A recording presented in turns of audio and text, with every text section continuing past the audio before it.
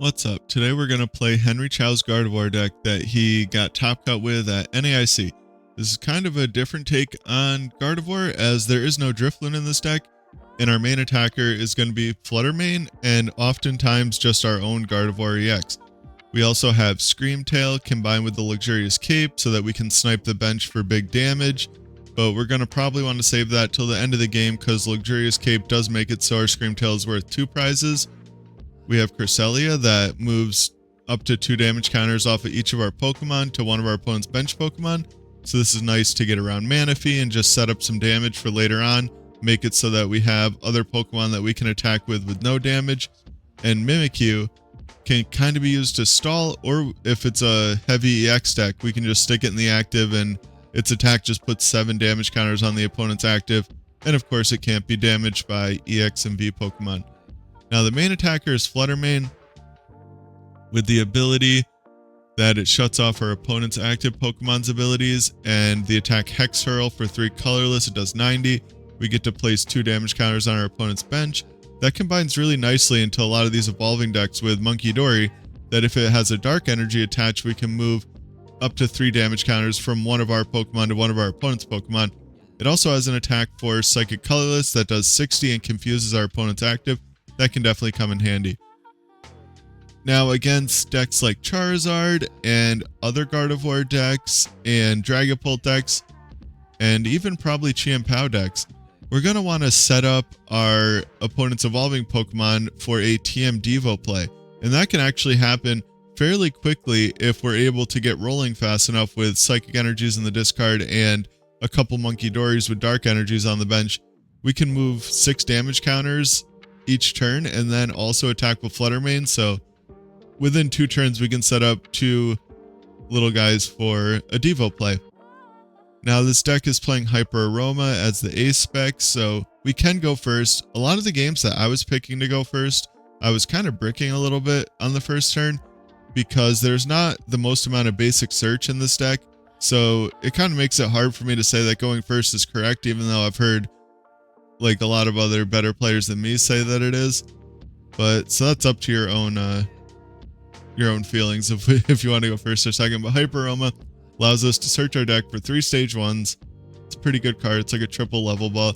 We also have E-Hammer for Lugia.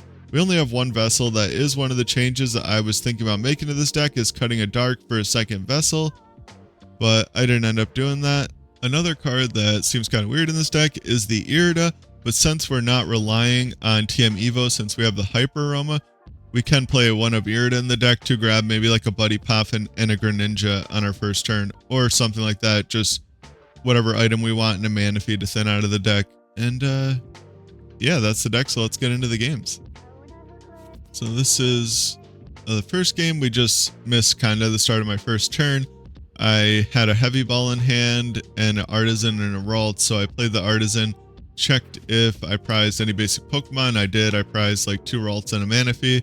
So with only the Bibarel in the active, that was kind of weird because I was hoping it wasn't Chien-Pao, and I figured since they did choose to go second that it wasn't Chien-Pao. So I opted to risk leaving the Manaphy in the prizes and taking one of my Ralts, as I did prize 2, so I might have had to do that anyway. But they get a pretty good start here, it looks like.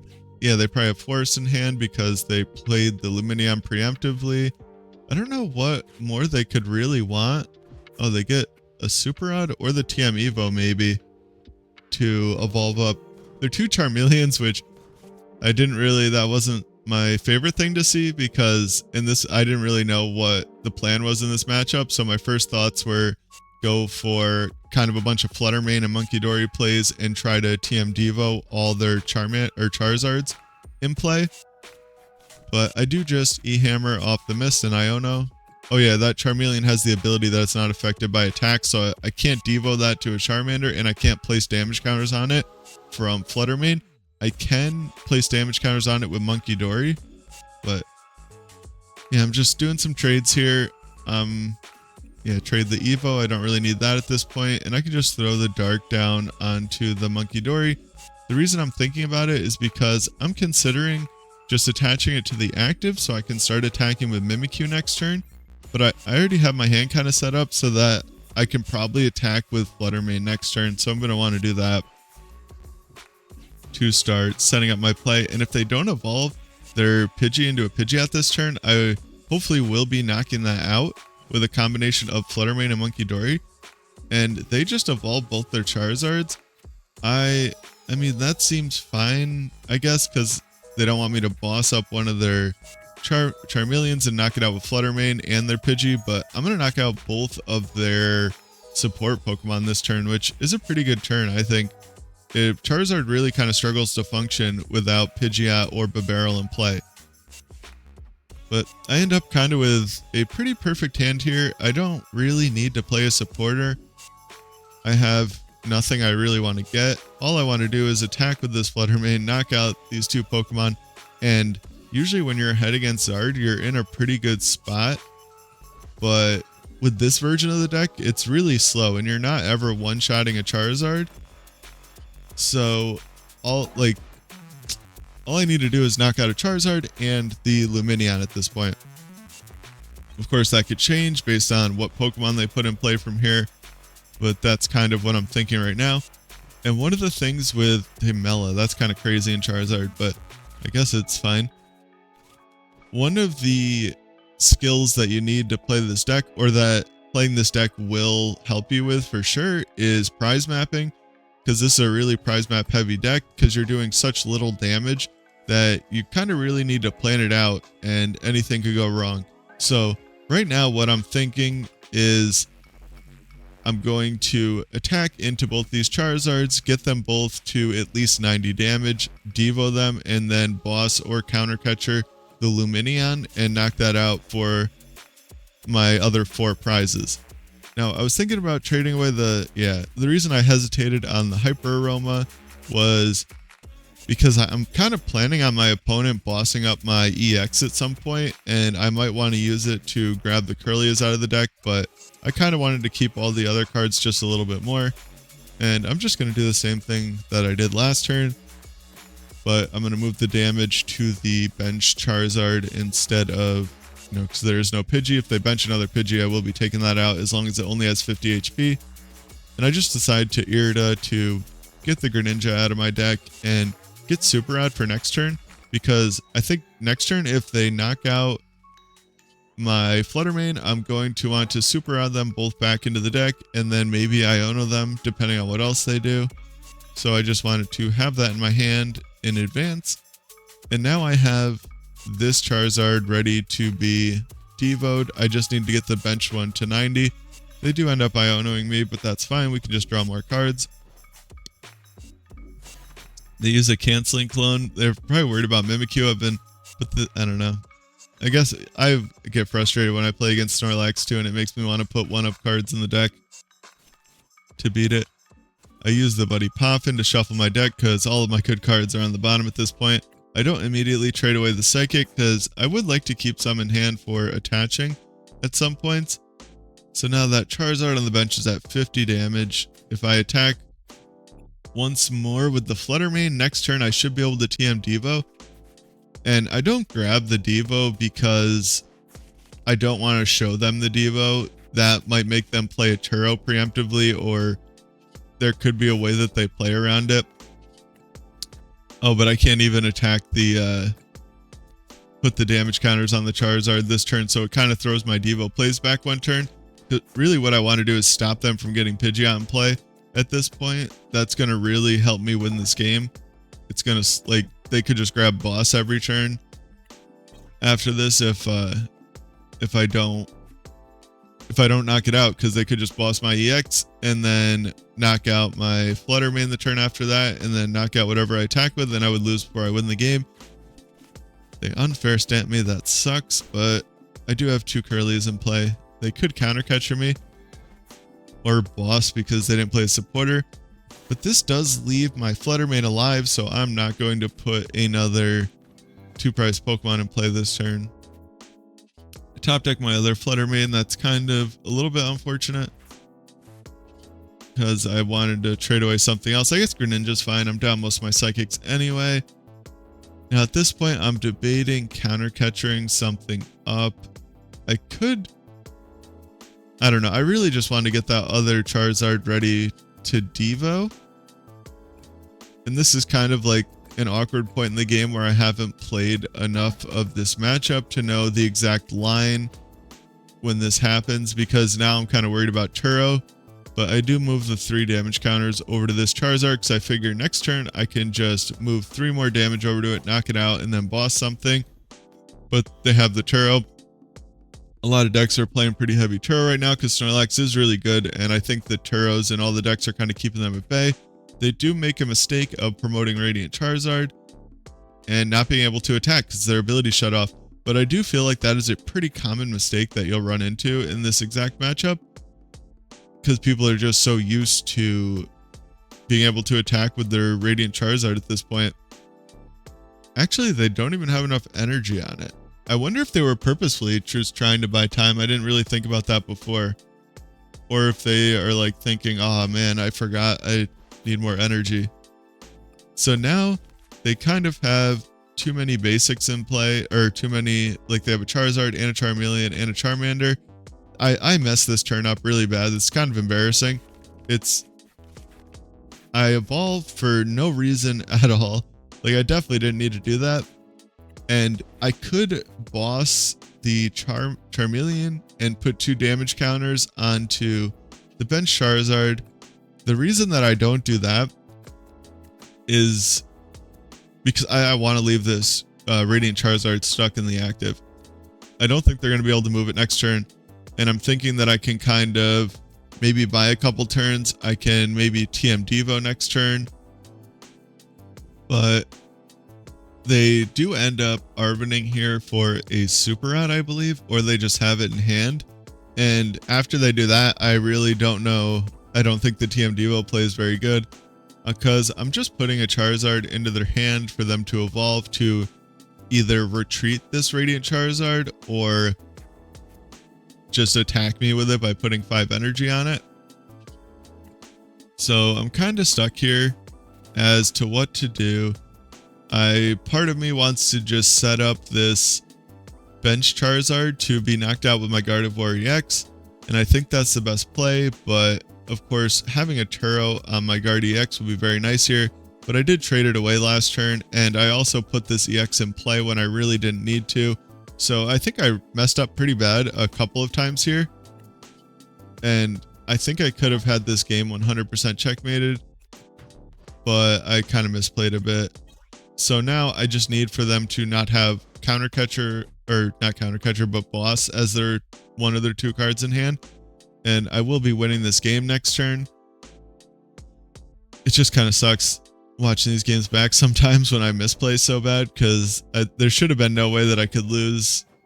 I did find a way to give my opponent a win condition, but I can just move the damage over with Munkidori and knock them out, so they see that and they just concede. And yeah, let's get to the next game.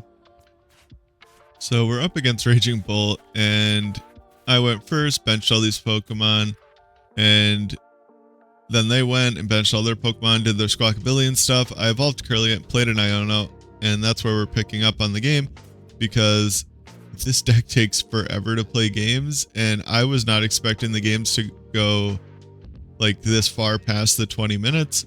Normally, I have a pretty good sense of when the 20 minutes is to kind of make 2 clips out of the games, because the way my thing works, it clips the last 20 minutes that I played. So normally I'll just if I think it's going to go too long, I'll just do it. But I've been kind of risking it lately, and it's been working out, except for these 2 Gardy games. Gardy does take quite a while to play, especially this version of the deck, where you're not just blowing stuff up. But that's kind of I like this deck, but it's going to deter me from playing it at locals. I already play kind of slow. I overthink everything, and I'm not trying to get ties in best of 1. That would be really embarrassing, but maybe I should try it and just kind of force myself to play faster to get better at that. I don't know, it's something to think about. But my opponent has all the energy in the world on the board here, and I do have a Mimikyu in the active. I'm really trying to slow down the game because I didn't get the strongest start in terms of energy in the discard. I think I just have 2 darkness energy in the discard pile right now, which is not what you want to see. And they do flip a catcher heads, which is another thing you don't want to see. They mill a Sada and another Bolt, so that's kind of nice. And they have the Pal Pad. But my next turn, I really just need to find energy cards to do anything. And I don't really know what I'm going to do. This is kind of a weird matchup in terms of prize mapping. I'm thinking of just screamtailing the Sandy Shocks and then just trying to stick the Mimikyu in the active and hoping that they can't win, because I would be able to just Turo up a couple guys at some point to make it so they couldn't take all their prizes. I would have to knock out 2 Sandy Shocks because they probably do play a Super Rod. So I'm thinking about doing that here. I kind of wish I had a energy on my Mimikyu preemptively so that I could just attack with that a little bit, but I do know they have a Pokemon catcher in their hands. And as you can see, I'm kind of struggling here as to what the plan's going to be, because I know I want to take 2 prizes just with 1 prizers and then probably knock out a an Ogerpon and a Squawkabilly with my Gardy EX at some point. I am down 2 Dark Energies too though, so I need to find a Super Rod as well. I probably should have just grabbed the Super Rod off that Arven, but I was thinking, oh, I could Poffin and get another Ralts, and then the timer popped up, and then I panicked and just grabbed the Poffin, not quite thinking that that I'm gonna put the Screamtail in play. But I knock out the Sandy Shocks. It's pretty good because it removes 2 energy from play, which is going to make it slightly less likely that they're able to bring up my Gardy EX and knock it out. It's still very possible though. They just immediately get that sucker back out. They're very afraid of that Mimikyu. They don't want to risk just losing to it, so they put the Sandy Shocks back down. They could also knock out my Screamtail with the Sandy Shocks pretty easily. With just an energy attachment and like a switch cart here would do the trick. And I do think that we know they have a switch cart in hand because I think they hit it off the Pokestop at some point, if I am remembering correctly. But if they just knock out my Screamtail, that's perfectly fine by me. Even if they knock out my Gardy EX, I can just put another Ralts in play and use this Screamtail to knock out their Sandy Shocks. They do have the switch cart. That would kind of suck though. That could put me in a weird spot where if they knock out my Kirlia, then I wouldn't be able to evolve right to a Ralts. But then again, that would also just keep my Sandy Shocks in play. So I would just kind of try to keep up with putting Ralts and evolving to Kirlias to assure that I don't get stuck without access to a Gardy EX. That's the thing about playing against Gardy EX, like, that, I don't know, I think I talked about this in my last Gardy video, but you need to recognize when the threat of the active Pokemon is worth more than the Gardy EX is for the 2 prizes. I think right now taking the 1 prize was perfectly fine because it puts them back on even prizes. Knocking out Gardy EX really doesn't speed up their win condition until this next turn. If they knock it out, they could just knock out 2 Gardy EXs to win the game, but yeah, I don't really know what my goal here is this turn. That's kind of the tricky part about this turn right now. I could set up damage on one of the bench guys. I could boss the TL Mask Ogerpon with 2 energy on it and knock that out. I think I might end up bossing the TL Mask with the 2 energy. I need a dark energy. I can't even knock it out. I think I forgot this while I was playing the game too. That was kind of my plan until I super added. Remembered I didn't have a dark energy. So I do just Iono in them and hope that I can figure something out. I get the dark and the counter catcher, so that's kind of lucky. That's pretty lucky. My deck's still pretty thick, but that probably is the only thing that keeps me in this game. Now I can just move the 30 over off the EX with Munkidori and knock out this Ogerpon. I was also considering just moving the 2 damage counters off of the Mimikyu because 30 damage and 60 damage on Gardy EX doesn't really make much of a difference. As far as Raging Bolt math goes, they still need 4 energy either way.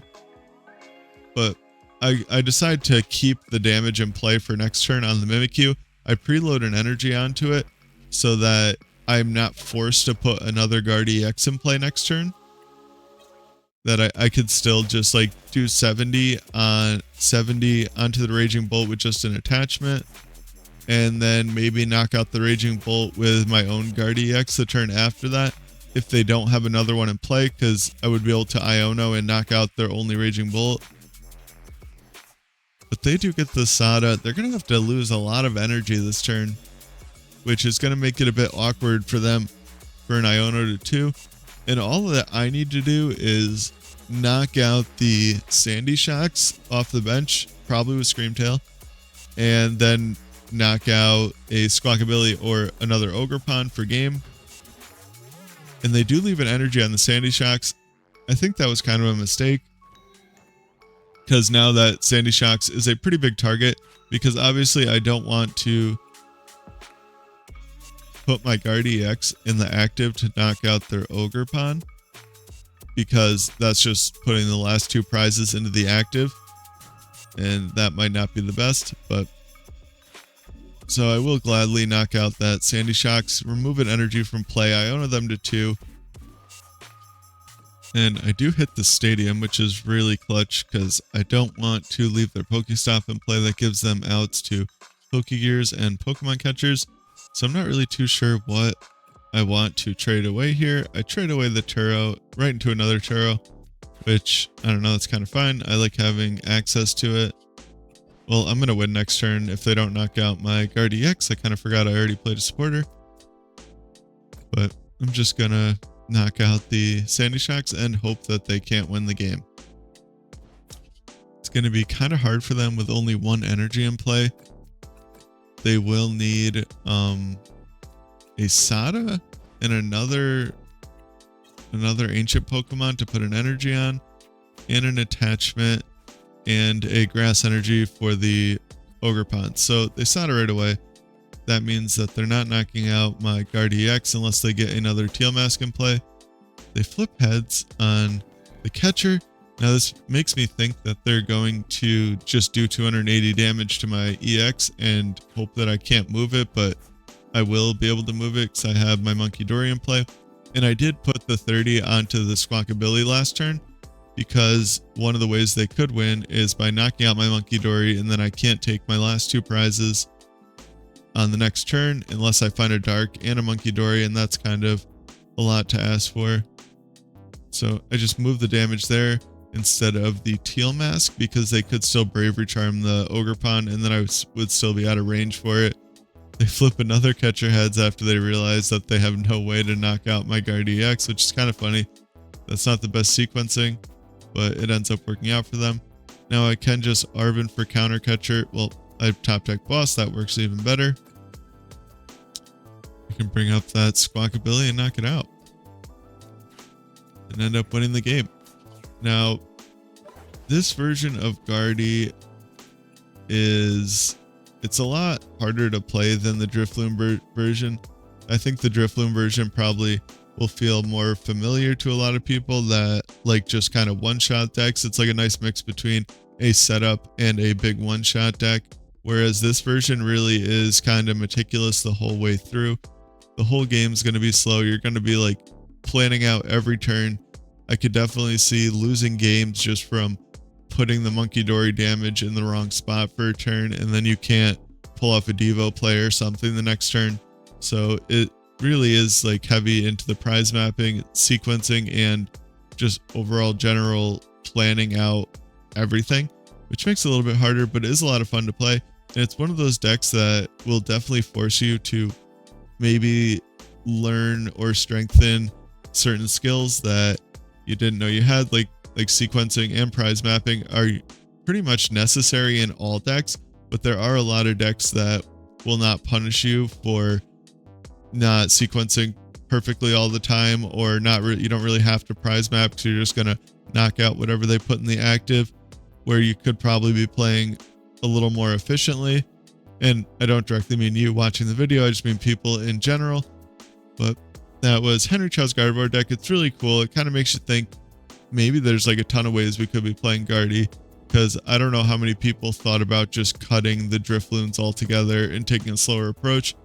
I like it. It's a lot of fun, and I'll probably be playing it more. So take care, have a good one, and bye.